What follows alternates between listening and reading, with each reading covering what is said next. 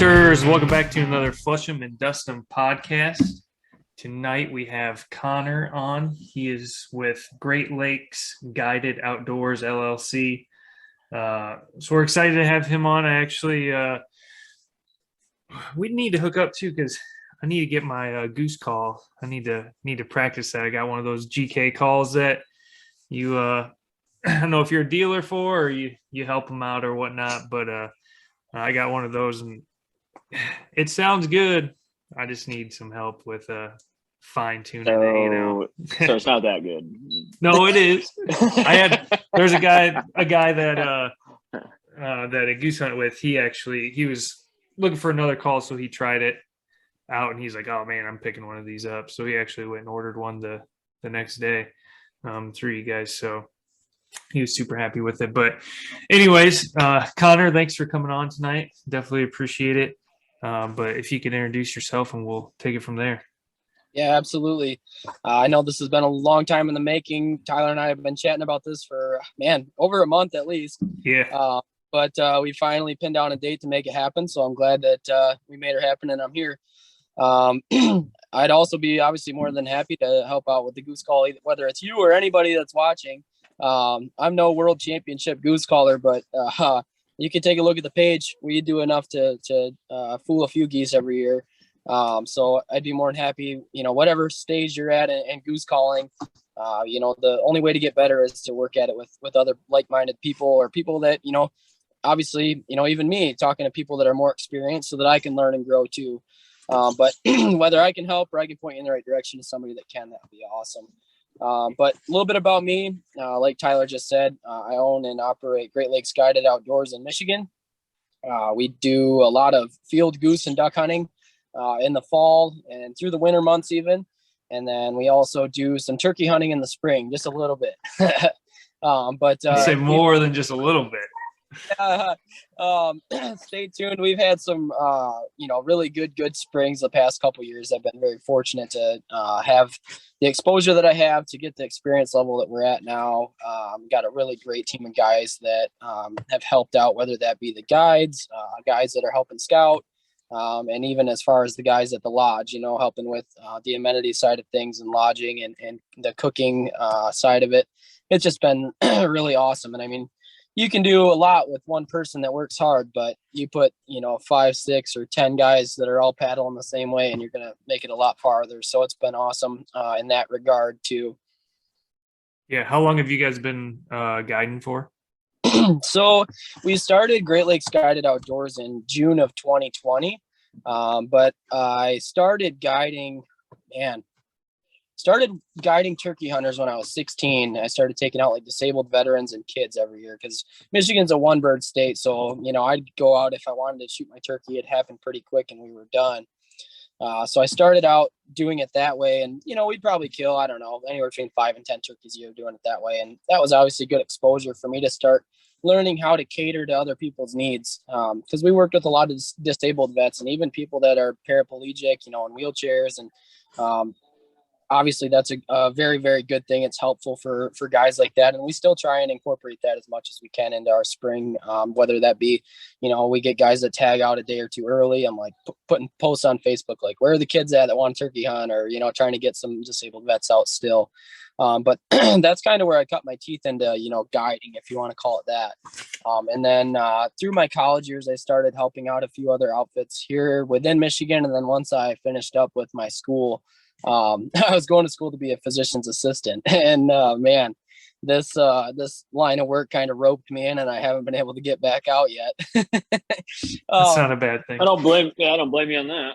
Right. And honestly, man, I still have such a deep passion for medicine and helping people that I like scratch my head. I'm like, man, am I where I need to be? But then you see the direction that healthcare has taken a turn for. I'm like, I think I'll stick at it for a while. It's sick care, man. It ain't healthcare. All they want to do is help you if you're sick. I don't give a shit about nothing else. Yeah, I can rant on about this all day. That's what I'm in. Yep. So anyways, I started, helping out some other guys and I get so many guys that talk to me about like starting guiding, like I'm going to start my own guide service. And, I think the biggest, most important part of the part that shaped me into what I am is the exposure to other people that have experience. Like you can't just jump off the diving board and take people's money and expect to provide a good service for anybody. So I think, having the places I've been able to work. So you're not a lawyer then? No. But being able to work with the guys that I was able to work with definitely taught me a lot. And so once I was exposed to that, you see, the right ways and wrong ways to do things, it definitely can improve your quality of experience you're able to give to people. And I think that definitely shows into what our reputation has become now in Michigan. It's been a good thing. Yeah, I agree with that. It'd be hard because, being a guide service is more than just providing a good hunt. Oh, yeah. There's so much more that goes into that. And how big is your team to be fully functioning and operating how you are and to keep things moving? It's kind of different depending on the time of year, right? There's times of the year that we're obviously busier than others. And so at that point, like I said, we'll just say for turkey season, for instance, I try and cram my busiest, or biggest groups into the couple weeks that I can have the whole team on board, which is a great thing. And it's a bad thing at the same time, because man, it is hectic for, it's a wild storm for that couple weeks that we're like that. But I think our biggest group of hunters we ran at our North camp was 9 at one time. And so that would have been 8 guided hunters and 1 self-guided hunter. So it would have been, we run our guided hunters in groups of 2 to a guide. So that would have been myself guiding 2 guys and then 3 other full-time guides, or guides that are guiding those other pairs. And then obviously that self-guided hunter. And then I think at that time, I'm trying to think, we had probably at least 3 other trucks on the road scouting as well. Because obviously when you're out sitting in the woods in the morning, you can't see, the other farms that we're hunting or whatever. So it's helpful to have that extra set of eyes to, whether you're sitting there, you're like, hey, it's not happening. Where should I move to? Or, well, it didn't quite work out this morning. We were close, but should we hunt somewhere else the next day? So definitely having those eyes on the road is huge. And then we run, I don't even know, 20 some cell cams too. Are you leasing your land then, or do you own some land, or what's your strategy there? Yeah, I would never be able to own enough grounds to kill as many birds as what we do, unfortunately. I was going to say, according to your page. Jesus. Yep. I would say right now we got access, it's hard to even put a number on it, but we usually are looking right around 250 or 300,000 acres of ground. I basically just have written agreements with all my landowners that say, this is the date we agreed to this. This is the services we provide, just so they're aware. Like we're bringing, clients, paying clients out on their ground. It discusses, liability and the insurance that we provide to cover our end and theirs, and then the amount of money that we, agree to. It's different with every obviously property based on the size and the frequency we hunted and whatever. And honestly, I mean, a lot of people don't necessarily even want it for the money at this point. It's more of a relationship.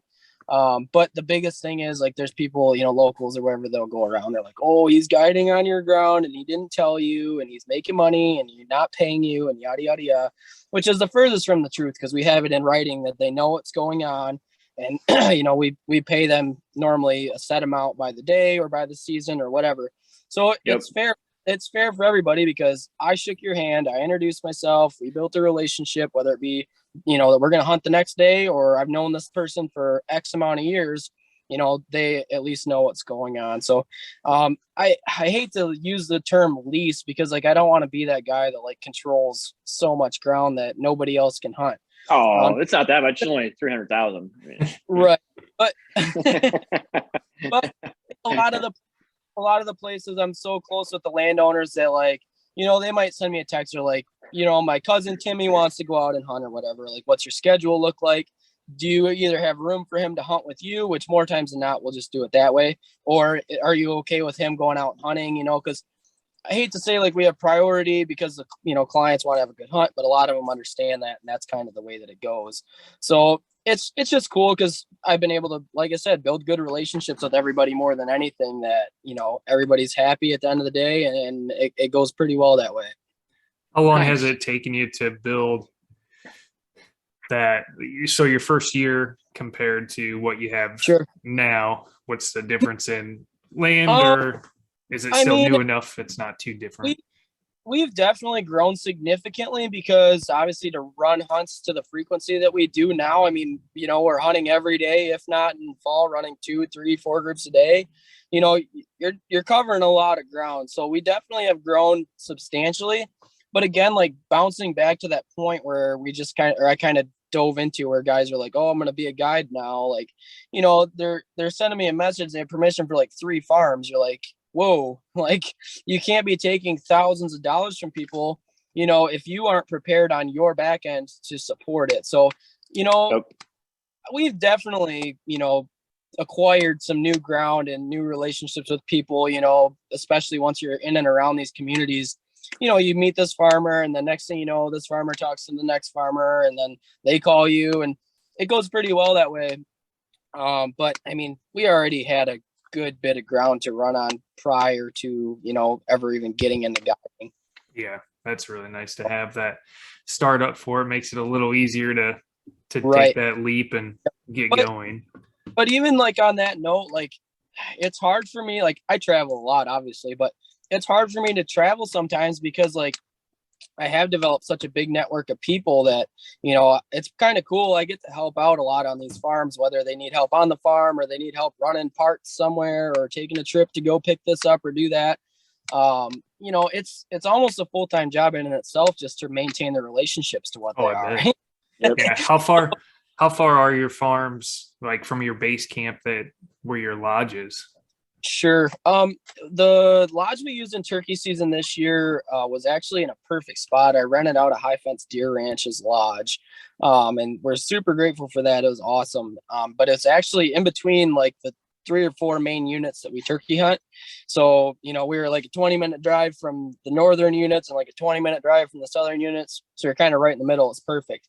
But trying to think, I mean, we probably cover like 6 or 8 surrounding counties right there.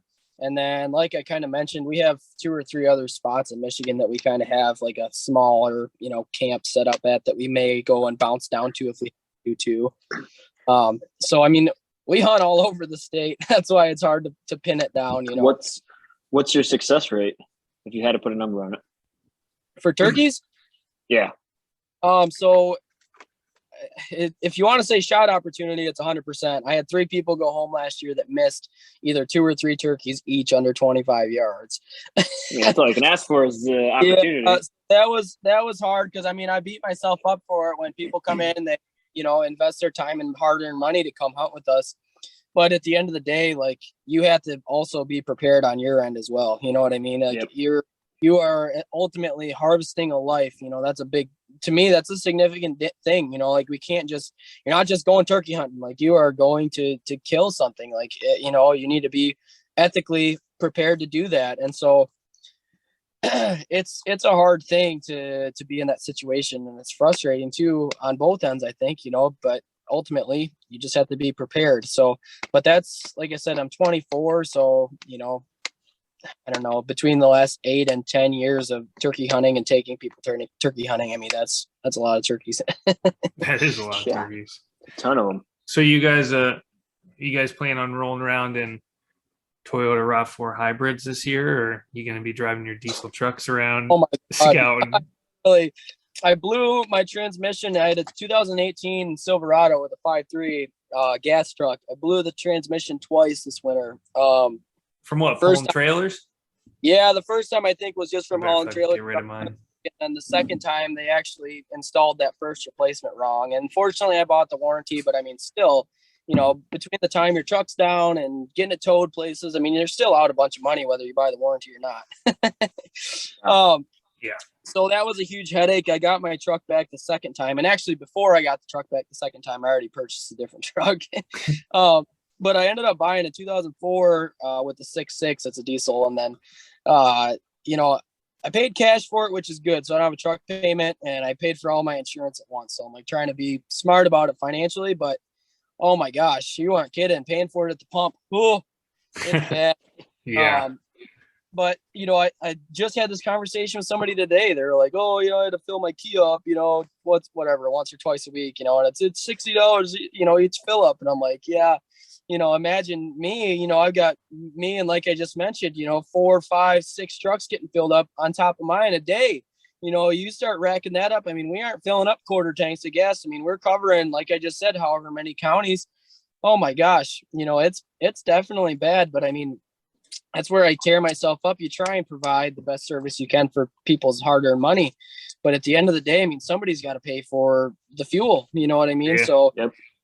We definitely have had to reflect that in our pricing a little bit, unfortunately. But I mean, I will say, I mean, everybody's been pretty understanding of that at this point. I mean, you can't. You're The running a rest of the business. You world can't is- worry. Yeah, you can't. Yeah. You can't worry about what people think. I mean, that's just what it is. Right. So it's definitely a bummer, to think, you're at the pump, whatever, a couple falls ago, and I could fill up 3 trucks for what it costs to fill up my one now. It's just like, Well, shit, Nick, what did you just went down to the Ozarks? What he has? Yeah, I had said the raw 4 hybrid because that's what his work car is. Yeah, right. So my company gives me a car, and I drove it down to Lake of the Ozarks, which is takes us about 5.5 hours ish with kids. And I total round trip, I'll only put $70 in it, and I made it back to Iowa. And then I drove 3 hours to go get my dog and back because he was staying at my sister's, and still didn't have to fill it up after that $70. It's an incredible machine. It's an incredible machine, and I could have made it. I could have made it without filling it up to the house, but we stopped, and I was like, I'll just put gas in it. Might as well. That's Wow. insane. Yeah, like It's a good little vehicle. I mean, I'm not gonna lie about it. Yeah, I just mentioned before, we just drove to North Carolina this week, and yeah, I mean, it's 120, 130, $140, whatever. Every time you stop, you're like, oh my gosh. Woo. Yeah. What size trailer were you pulling with that? With your Silverado with the 5.3? I got one. Tyler's concerned he's gonna buy a new truck tomorrow because I ain't fucking buying a new truck.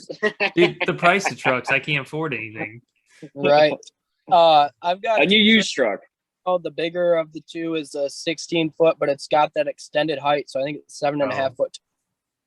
It's like pulling a big sail. I mean, it is. But I did obviously a little bit more research, in that year model 2014 to 18. A lot of people were blowing transmissions between 120 and 140,000 miles, which mine went at about 144 the first time. So it was a common thing, unfortunately. Yeah. With a good amount of miles on the vehicle. It's not like it was 50,000 miles, right? And I'll tell you, I mean, I don't drive my trucks nice. It's definitely not a thing. Well, I drive my truck nice, and can't get it out of the shop. So there we go. Yeah. Man, shit, Nick won't have a truck for the rest of summer. Fuck. Right. Oh, I had something kept draining the battery on it, and it just kept draining, and like I would go out to start it and it'd be dead. I'd jump it, it'd start right up. Then I'd go back out like an hour later and it was dead. And I was like, what in the hell? So I went and bought a new battery, put that in, fired right up, and I just had a bad battery, whatever. Came back out like the next day because we were going to go somewhere, dead. And I was like, what the hell? Took it in. They thought it was my radio draining it. So they replaced like the whole radio and everything. Went down to go get it. Didn't start. And I was like, well, that's not it. Today they called me and they said that they think it's my steering column that's draining my battery. So they're going to put a whole new steering column in my truck. And I hope it's covered under warranty. Oh my gosh. It is. It is all under warranty. So I'm just like, whatever. And the truck is out. It's a 2020 Ram 1500. Oh man. Whew. Yeah. Only 24,000 miles on it. So right. Unfortunately though, I've got a buddy that just bought it's like a 2022 Duramax, and same thing, like it's had like 3 or 4 like major incidents, and it's only got like 7,000 miles on the thing, and it's like just all these electrical things going wrong. And again, that's why, I mean, having an 04 isn't necessarily all a bad thing. It's like if something breaks, my brother-in-law drives an 04 or 02 or 04 Tahoe, and he actually repainted the whole thing. And he said, "You won't buy anything." He said, I'm not going to buy anything new because it just has too much electronics and it's just going to break. Yeah. So he actually has an engine already picked out for when this one blows. He's just going to put it right in there. Right. He already has it. I wish Absolutely. my Silverado would have had the 6.2 liter in it instead of just the 5.3, but it is what it is. You know, honestly, that 5.3 is a really great motor. But yeah, I don't know. I think I've been hard on transmissions. I blew a transmission in my 6.0 I had too. So I don't know. I mean, I guess just pulling a trailer as much as we do definitely is probably pretty stressful. I'd imagine. Well, shit, yeah, you're going through probably cornfields almost daily. Imagine the bouncing and it's continually Right. jerking back on it and the weight Right. that you have. I mean, Jesus, the wear and tear on a vehicle and just the gear in general per year going out. You guys pick up and replace every day, right? As far as our hunts go, Yeah. yeah, So yes, like sir. all your decoys. I can't think of a place we hunted 2 days in a row. We chase feeds just about every day. We hunted September and October in Michigan last year, so roughly 60 days. Out of that many days, I ran traffic one day. um, but That's and we nice still to not have we, to run we traffic a still, lot. yeah, we still killed like 36 or 38 that day. Nice. Jesus. Is it help? What are you guys running for spreads when you're running traffic compared to when you're just on a feed? Is there much of a difference or? Not really too much. I've switched over pretty much to running exclusively DSDs, which that's obviously not going to hurt anybody. But Those aren't cheap decoys either, are they? no, they're definitely not. But I mean, they're great people. It's they're made in America, which is super awesome. And I can't complain at all. You get what you pay for. That's for sure. And unfortunately too, I mean, in today's day and age, I mean, there's just too much cheap shit, for lack of better terms, that's made overseas, and so I try and help out as much as I can and keep stuff, local, whether it be the decoys or, like you already mentioned, the call stuff or any of that. Yep. But we hunt over, DSDs a lot. Silhouettes have their time and place too. I really, really have good success with silhouettes a lot. But we just have so little wind in Michigan. Again, out of those 60 days we hunted, I bet we only had 4 or 5 days with wind over 10 miles an hour. So again, I mean, when you're able to finish as many geese as we do to the hole, having I hate to say small spread. I mean, we're still running 8 to 12 dozen DSDs or more, but when you can get them in a lot, tight like that, and they finish and walk around in the decoys, you can work more in or whatever, it's just a cool thing. So we hunt over those. And then I've also got a bunch of the fully flocked avian X's too that I'm kind of phasing out a little bit, but Yeah. they're all nice decoys. Are you running the DSD large ones or the small Canada geese ones? Do you know? So I've got a good mix of both. I've got probably 40 or 50 giants and I don't know, probably 60 or 70 honkers, I guess, somewhere in that range. I don't even know how many I got. I don't, we got a whole trailer full of them. But that's a big question for a lot of people. They're like, well, what do I buy? I mean, you just kind of have to structure it to your hunting style. I mean, if it were just me going out to kill my 5 geese every day, I'd probably have like a dozen giants and call it good. I mean, I'd have a lot of confidence in that. They're super visible, super real. You don't need a lot of them, but when you have to hide, 10 or 12 guys every day, having a little bit more size to a spread is definitely not going to hurt you. So, and so plus, when Tyler and I come out, what's the success rate you're going to guarantee us? I mean, we know Tyler can't hit shit. So what's the success rate you're going to? Oh man. Well, so now it just went down. we averaged 32.4 birds a day last year is what it worked out. 32.4. Yeah. And that's with clients only shooting. I mean, that's not me or any, like, we either hunt with 2 guides or like me and like a guide helper person every day. So imagine if I could be slinging bullets alongside everybody too, every day. I mean, tack on another couple anyway. So it's been good, but that's another thing too. I mean, you take guys that don't hunt as frequently as, the group of guys that's out killing all the time together. And, the shooting definitely isn't what it could be, but that's hunting. It is what it is. So I can just makes you work harder, right? Yeah, it definitely does make you work harder. But at the same time, you got to recognize, like, well, if I want to hunt these birds again, not tomorrow, but within the next couple of days, I'm educating a lot if I had to shoot at 6 volleys instead of being limited in 2 or 3, so from that side of things, that makes it a little bit difficult. And same thing with missing turkeys. I mean, it just educates them. But that's neither here nor there. Like you said, it just makes you work a little bit harder. Appreciate the days that you do have guys that can shoot well.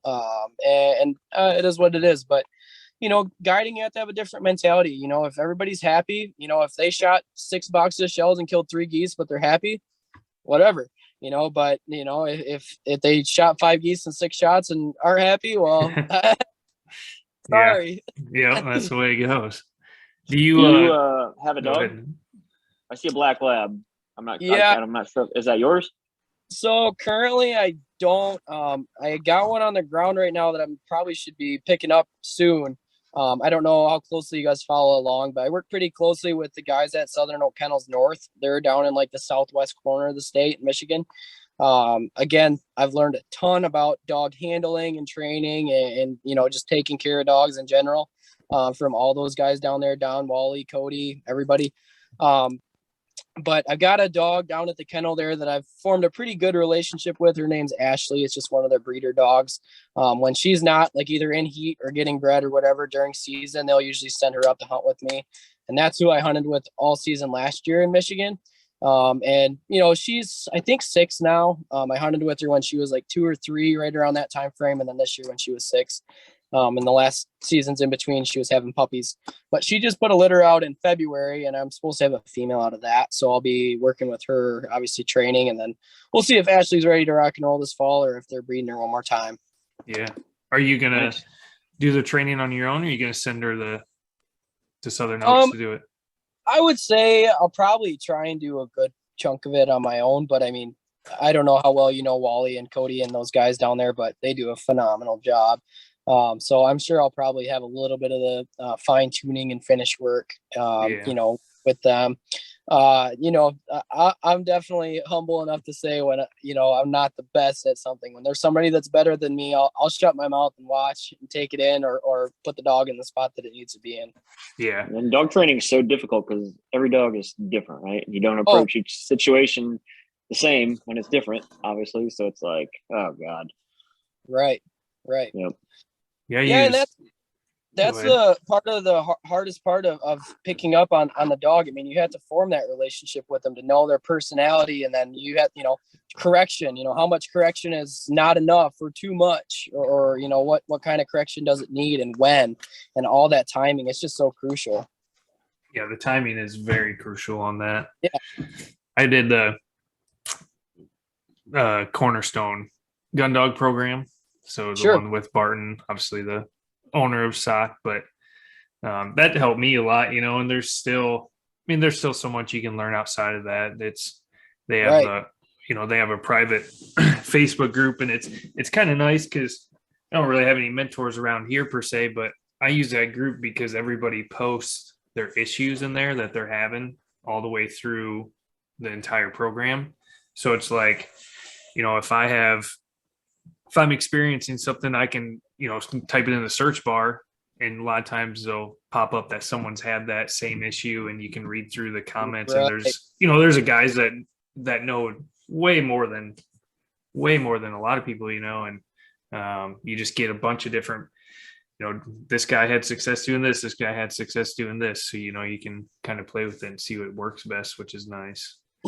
Yeah, and using your resources like that too. I mean, technology today is just incredible.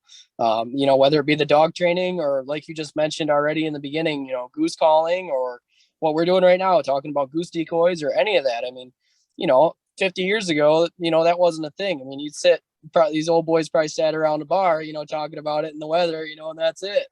Yeah, and they only knew one thing, and never expanded outside of right. And that's one thing that Nick and I say all the time. It's like, man, the this podcast has opened our eyes up to a lot of just different hunting, different styles of hunting, just different dogs. I mean, everything. It's crazy. Yep. How, like you said, technology and just social media when it's used properly, and it can be a great resource. It can also be a really bad resource, but yes, I like to use it for good resources. So most of them. Most of the time, yeah. Keep away from that other stuff. But talk to us about, I was going to say, I read on your website, 8 to 10 guys go out at a time when you do a big goose hunt or duck hunt. Is that typical? Do you normally get that many? Is that required, I guess? Yeah, so it's not required, obviously, for booking purposes. I mean, I get a lot of times that, we have, hey, it's just me, can I come hunt? Of course. I'll try and structure it to where, like, I have a group of 8 and then I'll have, 2 individuals hunt with us or whatever. 10 has been like our safe number, I guess. It's a comfortable in the blinds. Everybody gets, a fair amount of shooting. And obviously, I mean, if some days there's a day that they're favoring one end of the blind, we might have to, move some people around. But more times than not, they center up pretty well, and everybody is more than content. But out of those, like I said, 60 days we guided in Michigan, and out of the 60 days, we probably double and or triple booked like 10 or 15 of those days. So, there's obviously more than 60 days being hunted. We hunted with 10 pretty much every day. And honestly, bigger than that too. I mean, I have guys like I got a group from Texas that comes every year. I think they had 14 last year, which I try not to get that big. But 10's definitely a good, comfortable number. Yeah. Are you guys hunting mainly A-frames or layouts, or what's your game plan? Yeah, so A-frames and layouts definitely are players, like we said, with as much as we're moving around. Being able to be mobile is huge. I got a little bit of project underneath or in the woodwork right now in the off season. I'm going to keep my mouth shut on that till it comes out. But man, I'm definitely excited for that. I think that's going to elevate our game a little bit. If you guys can make it out and come hunt with me, hopefully it's done. It should be, but as long as it's done, you'll definitely enjoy that. But is it stationary? Can you say that? No, it is not stationary. As far as like A-frames and layouts go, obviously A-frames are probably more comfortable to hunt out of for a lot of guys, especially, older age people that don't get up and down as well, obviously out of a layout. And I got a ton of confidence in hunting out of A-frames. I mean, it's not that they don't work, but you'll shoot a lot more of your birds between 20 and 30 yards out of an A-frame. And a lot of times you have to side shoot them, which is fine. But shooting them out of layout blinds. I mean, when you can get them to land on your feet, man, that's just, it's a different animal. And, I think layouts are super comfy. I mean, you're laying down pretty much, and you make your little cozy hole there for the day, you get settled in. Do you have a brand that you like? We run all Goosebusters from Rogers. Okay. Rogers has been really awesome to work with. Again, they have great staff, super speedy to get back with me. They're easy to order through. Being, an outfitter and ordering in the quantities that we do. I've got a couple guys down there that I work directly with. So we have some of the Goosebusters XLs, and then I've also got enough of they call them LP, the low profile ones. Yeah. So I don't mind hunting out of them. I mean, it's not my first choice, but I really, really try not to ever have to hunt out of those for the client's sake, just because they're so tight. You know what I mean? But sometimes, I mean, when the geese pick a field that's all that you can hide in, that's what you get. So, unfortunately, that's where we end up sometimes, but not very often. And then, like, on the rare occasion that we get to fun hunt, I'll probably throw the goose chairs in the trailer and go hunt out of them. Yeah. You have goose chairs, you said? Yes, sir. So who makes those? What's that? Who makes those? Oh, man. I want to say I'll have Are to they the look ones where you have the big goose over your head and they flip them up, right? I think it's called like Waterfowl Unlimited or something like that. They're made somewhere on the East Coast, I think. And I mean, they're like 20 plus years old. I think maybe Lucky Duck came out and started making some again last year. I saw something on that. Yeah. I haven't seen those ones yet, like in person, other than just seeing them online. But if I see one on Facebook Marketplace, either I'm buying it or I got 20 people that are sending it to me in Messenger. They're like, "Are you gonna buy this one?" I'm like, "Yeah, take the money." I think we have like 5 or 6 of them now, and I don't think I'd ever be able to run clients in them because like I know they work and a lot of other people know they work, but like, you know, on the rare chance you show up, it's that Bluebird day, they don't work right, you know, and they're like, "Oh, it's the goose chairs." And it's like, you could have been hid to a T and they still wouldn't have done it, you know, but the clients are the first ones to point the finger at whatever they think. So it's like, well, on that note, I'm not going to throw anybody under the bus that way, but you know, they work. Yeah. No, that'd be kind of fun. Popping up underneath those and how often do you guys get to hunt? I hunted I think 2 days last year. We hunted one day like the first week of September and shot a handful in the afternoon. And had one day that I hunted with one of my turkey guides in late October, and I shot my limit that morning. So I think I shot 6 geese all year last year. One that one day, and then 5 with Justin. Well, shot more than Nick. No, I'm just kidding. Didn't even shoot any. I watched a lot more die than that, but yeah. What's your guys? If you don't shoot, can't miss, right? So last year was 100%. That's right. Better percent than I was. What's your guys' biggest day that you've had? We killed 80 in a day. That was not this past fall, but the fall before. And then last year our best day was 65. And honestly, I mean, both days, 80, I think we had 16 guys, what it works out to. We could have killed over 100 that day. And I think 65 works out to 13, man, I want to say. And again, I mean, those days like that, I mean, you could just put 100 people out there and just massacre them, you know, but at that point, like we had another day. I just had this conversation with somebody a couple days ago. You know, we had one day we shot 53 or 57 last year, a Ross goose and a band. And the party leader of that group, he's a good friend of mine. He like looked at me like, you know, at like 10 o'clock in the morning, we had this big stack of geese. He's like, "What are we going to do with all these dead geese?" I'm like, "Well, I guess that's your sign that we're done." Cause like, you know, once you get to that point where you're like, "Man, there's so many geese to clean and so much meat, what are we going to do with them all?" Like you're kind of, you know, at that point you're just killing, you know, like, I don't know. Yeah. So is each client responsible for taking home the geese that they kill, or how does that work? Yeah, so a little bit of, I hate to say gray area, but it's a little bit of gray area as far as possession and stuff goes.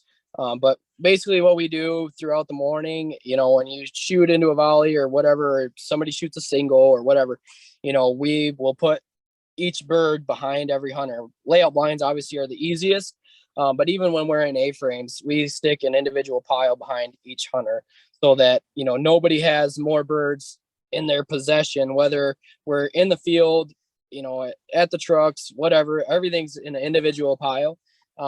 So that's from the moment they're shot, you know, they're basically labeled that person's birds. And then obviously when we're done hunting, everybody fills out their tag information and we will individually tag them. And then this is where with the possession stuff, I guess it's not gray area. It's very clear. You know, you can gift your birds to anybody. And so as long as they're marked and you don't have more than your possession limit, you know, you're fine. So if we hunted together, whatever, Tyler and Nick and I, you know, we shot, you know, you shot 5, I shot 5, and Nick shot 5. We all tag them. And then we're like, well, I got a wedding I have to go to today. Nick's got to go do this. Tyler, sorry, but you got to clean them all today. You know, or like, I gift my 5 birds to you. Now you're not over your limit. You're not over your, you know, 3 times your possession limit or any of that. And then everybody should be happy, hopefully. you got to write that on a piece of paper. I gift my birds to you. Actually, I got them sitting right here. Toe tags. Oh, there you go. There you go. Yeah, they're never far. But the back on them, sometimes they have something stamped on the back. All mine are plain. So we just write it on the back, you know. So it's like, on this day, you put the name, the date, who it's going to, and I gift my birds to, and then you sign it, so then it's covered. And then on here, it's got, all your information. I don't know how clear it is. If you can even see it. It's probably pretty blurry, but you got your name, the date, I think your address and sports card number, I want to say. And then the quantity and species, and there's the county the birds are shot, and your signature on the bottom. Did I get it right without looking at it? Yeah. This is a dumb question. What's a sports card number? So your hunter ID, hunter safety license? It's different again in that regard. I mean, like a youth hunter doesn't have a driver's license, so they have a sports cards number. And technically, a lot of states require your hunter safety or hunter safety sport card or whatever. So yeah, a lot of times it ends up being your driver's license number or whatever, maybe. But yeah, I'm impressed. I got all that right in a row. It's like you filled a few out before. Yeah, jeez. Maybe like 1 or 2. The 5 that you shot last year. Yeah. Exactly. But that's just how we do it. I think it's kind of a pain in the rear end, but at the end of the day, it's not a bad thing either. It's like, well, it's just one more T we got to cross, and it keeps hopefully the federal game wardens happy. That's the main thing. At the state level, there's very few states that require, bird identification in this manner. A lot of them want your birds separate, like a lot of my Michigan DNR officers, especially with ducks. They want to see whose birds are whose, just so I didn't shoot more than my 2 hen mallards one day, say, or whatever, or you didn't shoot more than your individual limit of wood ducks. Like, you don't have your 3 wood ducks and my 3 wood ducks, and like, oh, I shot 6 ducks today. Well, now you're over, Yeah. So they want to see them separated in that regard. But as far as federally identifying or tagging them, there's no requirement. But at the federal level, there is. So that's just where it's like, man, they get you. It's always something. It is all. I'm sure they're pretty strict on it too, Right. And honestly, I mean, what are the chances of me running into a federal game warden? Probably not very high. Yeah. But on the one day that they do, man, they're going to give you the wood. And you hear stories all the time, even like why these are a thing. Ryan Warden or, guys like that where they have undercovers that hunt with them. Who knows how many? I mean, I could have somebody I talk to on the phone every day or week that I think is my best friend right now that, he's lurking, you're like, man. That's crazy that they have undercovers that actually go out with guides. Right. And do you know any of through the guide talk of them actually getting busted for anything that you know of, or from an undercover, or do they tell them that they're undercover at the end of the hunt? Well, I mean, a lot of the cases they'll build for multiple years, right? So, I mean, it's not just like a one and done thing. Like, they'll weasel their way in there and they'll just keep building and building, and then once they got enough, they'll hammer you, and it's just crazy. Right. If you haven't yet, I mean, go listen to that podcast about Ryan Ward and that End of the Line podcast, I think it's called. End of the Line. It's crazy stuff. Yeah, I think it's a series. There's I can't remember how many episodes, but that's definitely was he a federal agent or was he No, I'm pretty sure, and it's been a while since I listened to it, but I'm pretty sure Ryan was guiding somewhere and he had guys that were hunting with him, I think. That's insane that they do undercover to that extent. Right, right. Again, I'm a little bit out of touch with details, but I think Foils was in the same boat. Man. Yeah, I'm definitely gonna have to check that out just to see what it's like. I remember hearing something I was listening to. I think it was the Big Honker podcast, and they had Toby Brolin, is that how you say his last name, with Cadillac Creek. And I remember him mentioning something about it, but I don't remember the details that he said. But I never heard of it until that they actually have federal agents come out and. Yeah, and I mean, wild. Too. I mean, again, we're in the field hunting with a lot more people more frequently than anybody. So the more people, the more mistakes can happen, right? So not only are you more at risk, like you said, with more mistakes, but they're going to look at you with that fine-tooth comb. They might like if a Fed stopped one of you guys, they'll be like, "Hey, tag your birds next time." If they check me and I got 3 parties of hunters out, we got 30 guys out hunting, with 6 guides, two guides to a group, they're going to be like, man, you should have known better. Oh, Wham! yeah. The feds usually do not mess around with the experience I've had.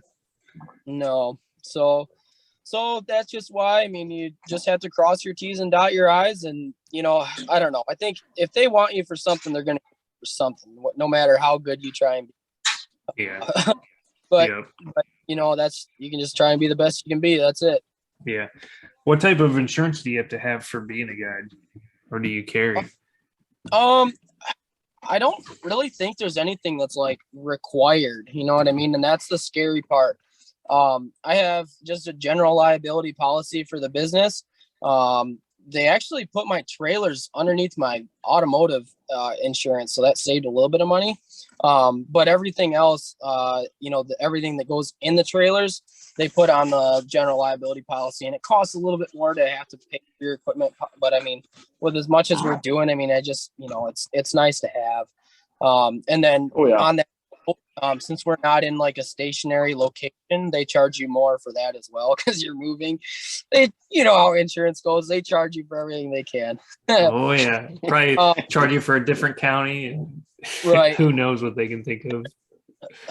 Again, I'm not an insurance agent. I won't claim to be, but I definitely have looked at my policy a little bit. There's like a list of stuff. There's like $500,000 that covers this, and $300,000 that covers this, like, liability for this, or property damage or loss, or, yada, yada, yada. Are your decoys covered?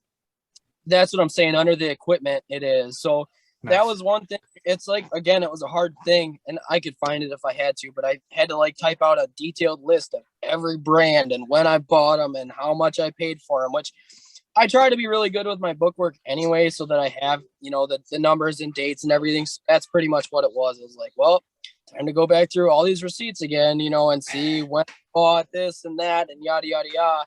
Jesus. So that's all under that policy. Now they know. But again, the screwed up part is, like, even if, say, God forbid, I lost it all, they're not going to replace it all. They're only going to replace X amount of dollars or whatever. So it's like, well, all right. But I guess it's better than nothing. Yeah, 80% of it or something like that. Yeah, I think that's the number. Didn't want to be wrong, but I think that's what.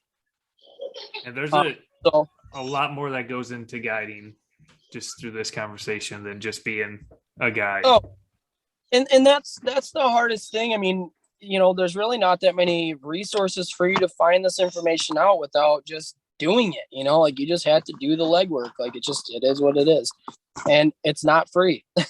Yeah. Well, yeah, it takes whatever, to get started, all your equipment, just even hunt. And then you got to find all your land to be able to provide a good service. Right. And then if you lodge them, I don't know if do you guys lodge them, or do they have to find their own lodge? Yeah, so it's just kind of one of those things with the timing of the year. We try and use that lodge right now from that high fence as much as we can. It's a little bit pricier to have to rent, obviously. Yeah. But to me, the quality of the experience is so good. I mean, it's unbelievable. It's just, pictures don't even do the place justice. It's massive, private bedrooms with bathrooms in them and everything. And it's phenomenal. Obviously with what the price of building and stuff is right now, and it's probably a little while. Yeah. So we kind of been using that. And then I got a few other things in the works right now where I'm actually finalizing a land contract right now within the next month or two. So as long as all that stuff lines out, that may be a shift that we start pushing a few more people through that. But for the time being, that's kind of how we have it structured. Because once October hits, they start running deer hunts through that lodge that we're using. And then but we kind of bounce around a little bit more though too, with the birds and being a little bit later in the year. So we'll end up staying in hotels a little bit more. Yeah. What's been, do you think, probably the most difficult thing, or the thing that caused you the most stress for running a guide service or starting up a guide service? And that's a hard one. I guess I'll just say the amount of time involved, right? If you don't have tenacity, and you're not, a real resilient person, you're never going to make it. You know what I mean? That's just the way it is. There's no way to sugarcoat it. So just the amount of hours, the man hours that it takes just been around people who are like, man, how do you like answer your phone as much as you do? Or and like to me, it's like it's just another day. Like I'm just used to it, you know. But like people watch me that are like will go on a trip with me or whatever. And it's like it just rings off the hook or whatever, or the just social media, trying to stay up on posting and stay up, keep people up to date. And I mean, if you want to get real crazy into it, the algorithm, of Instagram, like trying to somewhat, stay active. Man, if I didn't have a business, I'd throw social media in the trash. You know what I mean? It's just, but you're able to reach so many people and network nowadays, most of it. Yeah, so it's definitely worthwhile to still take care of it. But it's just there's only so many hours in the day, and so it's like you get, I hate to say you get burnt out, but at some point you get burnt out. So there may be a time where I just shut my phone off for a little while, take a deep breath. But I would just say that's probably the most stressful part of it. I mean, there's obviously more layers to it. Fortunately, I've been able to acquire a lot of really, really great clients that have turned into family and friends. But on the same note, there's always a few that, again, you might lose some sleep over. Yeah. Well, if you need a social media manager. Yeah, a guy. Man alive, if I could cut you loose in my camera roll, you could put 10 posts up a day for the rest of your life and not run out of freaking pictures. I'm quite certain. Yeah, that's just the biggest thing of it. You already kind of hit on it earlier. I mean, it's so much more than just killing. I mean, whether it be maintaining the relationships, God forbid you have an issue with the landowner where, somebody's neighbor ends up upset for some reason, or like I had that this year. We were sitting in the blind turkey hunting. This is a really good one. I don't know why I didn't think of it earlier. We were sitting in the blind turkey hunting and it was almost the end of the year. I had like one or two more groups yet left and I hadn't had any issues all turkey season. I was like, man, this is awesome. We're sitting in a pop-up blind. I had a youth hunter and his dad, and I think the dad had already killed, if I remember right. And so we just had to shoot one turkey. We're sitting there, and all of a sudden, I see this car up at the road, right on the edge of this cornfield. I see this car up on the road that stopped, and like I see this lady, and I mean she's probably 400 or 500 yards away, but I mean I could just kind of see her like doing one of these, jobbies. Looked like she was on the phone and flailing her arms around, and I'm like, that's kind of weird. We're like way back off on a dirt road, like we shouldn't be having to deal with anybody. Well, all of a sudden my phone rings. Well, my truck was parked up there with my big decal on the back with my phone number on it. And it was a local number to the area we were in. I'm like, okay, this is weird. But I was in the woods. So like, I just hit like the, can I call you later? Quick reply, like and then I texted him. I was like, hey, I'm in the woods right now. I can't talk. I can text. So if you need something, and sure enough, I mean, it wasn't 20 seconds. We'll just call this lady Karen for better sake of terms, crazy Karen. Karen texts me back right away, you choice words, MFer, you're trespassing, you can't be where you are, yada, yada, yada. I've already contacted all the local landowners around and this and that. And like I already said, I get written permission from everybody that we hunt on. So at this point, I have not only a hard copy in my truck, but I have a picture of every hard copy uploaded to a Google Drive on my phone. So I pull up, the last name was Schwab. I pull up the Schwab folder, and I screenshotted the front and back of that the lease agreement that I had with them.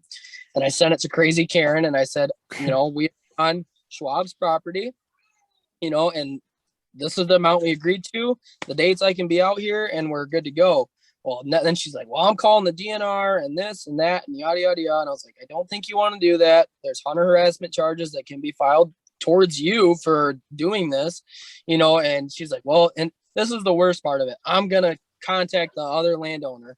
I'm like, oh my God. Like, because I just don't want anybody to have to deal with any drama. You know what I mean? Like, I try and cross my T's. Because then they don't want to lease it later on, right? Yeah. Yes. So I'm like, oh boy, like at that point, like you can't make anybody happy. You know what I mean? So sounds like Tyler's cousin just hunting property that he thought he could hunt for years, and right. But didn't own it anymore. It was so screwed up. We were obviously in the field, on the edge of the field we could hunt, not in the woods at all. We were in a blind, and the field we were in ran like north and south in the section, and then there were two skinny sections that ran this opposite way. And this lady owned that further north section, and we weren't even like anywhere near it. We were down by this other skinny section. So it's just like she had no business sticking her nose where she was anyway. But, you know, at the end of the day, she kind of calmed down, and she sent me a text. I just got off the phone with Schwab. He said, you're fine to be out there, but just stay out of the woods, which we weren't even in the woods. So I just sent her a text. I was like, I wasn't in the wrong, but I was like, I'm sorry for the miscommunication. I, really hope that we can work through this in the future so that this isn't a big fiasco. If there's anything you need from me, please let me know, and try and de-escalate, and make her happy. But again, those are just little stresses that, nobody sees, like the clients in the blind, they don't need to know that, it's you just like, and literally while this is going on, I'm calling a gobbler in, he's coming across the field. I'm like, this lady screws this up, I'm going to be so mad. That would have sucked. Karens will be Karens, just the way it is. Yep. So those are just a few of the, I could go on for hours. There's so much, that goes on behind the scenes that nobody ever sees or knows about, I mean, but that's where I get such a kick out of, the glory shot or the hero shot, the pile picture on Facebook. You're like, oh my God, if you knew what went in to make it happen and to make 32.4 birds a day happen every day, day in and day out. And I'm not just saying for my sake. I mean, the whole team of everybody. I mean, it's just, What do you think your hours are? How many hours a day you putting in during guiding season? I mean, do you even sleep? How do you sleep? Turkey season, I think, is probably the hardest because the days are so long, right? Like the sun comes up, it's like 5:30. So, you got to be awake at 3 to make clients coffee and food and make sure everybody's ready. And, you're driving to the field at 4 and getting the blind set up at 4:30 or getting the decoy set up at 4:30, whatever. And then you go, all day, and we make food for them, midday, and maybe they want to take a nap, maybe they want to go hunt again, whatever. But then you're hunting till 8, 9 o'clock, or if you're not hunting, you're scouting. Get back to the lodge, you're doing dinner. Time you clean up dinner, and then clients want to go coyote hunting or sit around the fire or whatever the case may be. Now it's midnight, 1 o'clock. You're like, well, you do get to that point. You're like, do I go to bed? I got to be up at 3 or 4. You're like, it's 1 or 2 right now. So I would say those are probably the longest days, because even in the fall, I mean, we pull long days of getting equipment ready and brushing blinds and loading trailers and scouting. And, it's a 4 a.m. to 10 a.m. or 10 p.m. or 11 p.m. grind then too. And I mean, it's rigorous work, but I would definitely say turkey season is probably the longest days. Yeah. I get tired just going out one day. Yeah. And that's where I hate. That's why you're young. Yeah. Oh, I'm sorry. That's why you're young. Yeah. You can do those things. I think it keeps me young, but I get a kick out of it because, I mean, I get like these guys that'll come in, and they're like on day 1 or 2, and they're like, oh my God, I'm so tired. And I'm like, dude, I've been doing this for a month or 2 months straight, or waterfowl season. I mean, you get to the middle of winter, January, February, you're like, man, you look at the calendar, you're like, oh my gosh, I've been doing this since September. Yeah. You got to absolutely love it to be able to just stick with it. And that's where, like, I've seen a lot of times lately where guys are posting about loving the grind or loving the hard part. Like, if you don't love scouting and you don't love networking and talking to people and all that, if you're only there to kill, you're going to burn out. Yeah, for sure. Like that's the icing on the cake, and it's great. But I mean, the people smiling and having a good time and all that, that's what it's all about. Yep. No, definitely. So, well, Connor, we appreciate you coming on, talking about your guidance service and just the life of it. Thanks so much. It's crazy, man. Started. It's good to make it out there. Yeah. Yeah, let me know what your schedules look like. Like I said, September, October, maybe a little bit in November, whatever. Let me know what you guys got going on. I'm sure you're busy, but I'd love to have you guys out. Yeah, we'll make something work. So awesome. Well, we appreciate it. Thanks so much. Appreciate it, man. Yeah, thanks for having me.